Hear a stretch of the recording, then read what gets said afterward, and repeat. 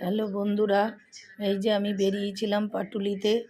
এই পাটুলির দিকে যাচ্ছিলাম, দেখো রাস্তায় কত ভিড়, কত জ্যাম, সবাই দাঁড়িয়ে পড়েছিল। গাড়ি পুরো একটু একটু করে এগোচ্ছে, একটু একটু করে দাঁড়িয়ে পড়ছে, সিগনালে দাঁড়িয়ে পড়ছিল। তারপর আবার গাড়ি ছেড়েছে, যেই আমরা অমনি এগোতে থাকলাম পিছনে। তারপরে এসে বাইক রেখে একটু ঝিলপাড়ে ছবিটা তুলে নিলাম। এত সুন্দর সাজিয়েছে, অপূর্ব সাজিয়েছিল সেদিন।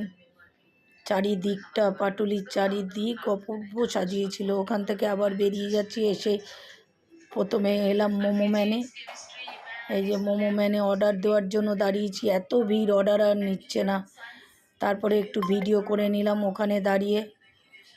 ভিডিও করে নিয়ে অর্ডার দিয়ে ওখান থেকে এই যে অর্ডার দিলাম, দিয়ে এবার ওখান থেকে বেরিয়ে যাব।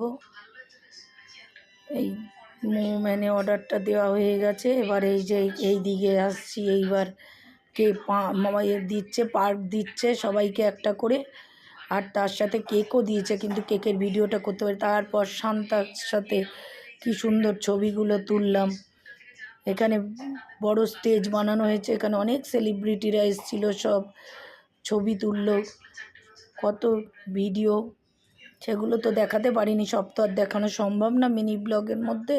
কত শান্তাদের দেখো, শান্তাদের কি সুন্দর তারা সেজে দাঁড়িয়ে রয়েছে মানুষকে আনন্দ দেওয়ার জন্য।